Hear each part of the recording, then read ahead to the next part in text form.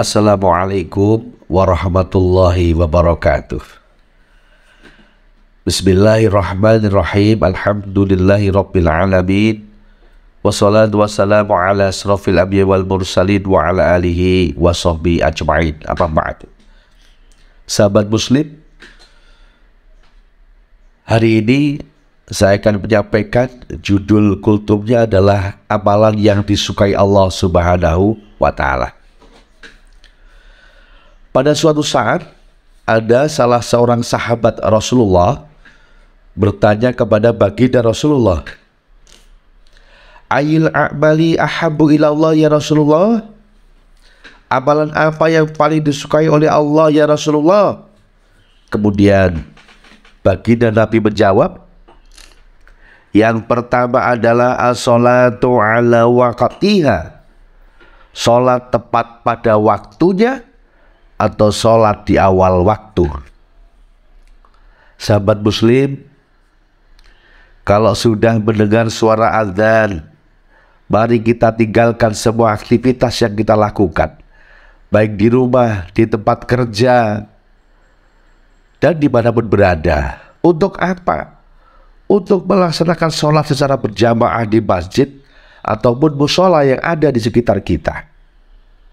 Paling tidak zuhur dan asar kalau kita sedang di kantor atau di tempat kerja. Kemudian maghrib, isya dan subuh kalau kita sedang berada di rumah. Karena apa? Karena Allah telah berfirman, inna sholata kanat 'alal mu'minin kitaban mawquta. Sesungguhnya sholat itu kewajiban yang ditentukan waktunya atas orang-orang yang beriman. Surat An-Nisa 103.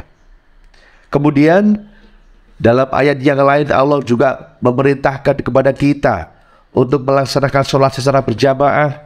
Wa aqimus sholat wa atuz zakah warka'u ma'ar raki'in. Dirikanlah sholat dan tunaikanlah zakat, serta rukuklah bersama orang-orang yang rukuk. Al-Baqarah ayat 43. Jadi sholat jamaah itu memang diperintahkan oleh Allah dalam Al-Quran. Warka'u ma'ar raki'in, ada dalilnya. Jadi yang pertama adalah amalan yang disukai Allah, sholat di awal waktu dan berjamaah kalau bisa, berjamaah di masjid atau mushola. Kemudian yang kedua, amalan yang disukai oleh Allah Subhanahu wa ta'ala adalah wabirul walidain, hormat dan bakti kepada kedua orang tua. Sahabat muslim yang dimuliakan Allah Subhanahu wa ta'ala, berbahagialah yang masih ditunggu orang tuanya.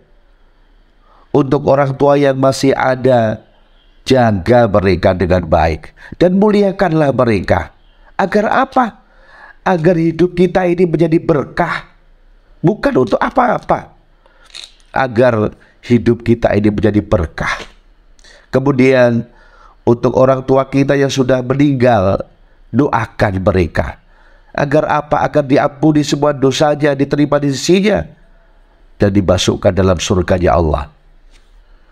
Sahabat muslim, untuk yang ketiga, amalan yang disukai oleh Allah Subhanahu wa ta'ala adalah wajihadu fi sabilillah, berjuang di jalan Allah.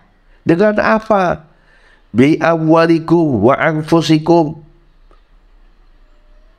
Jadi dengan jiwa dan raga kita, semuanya.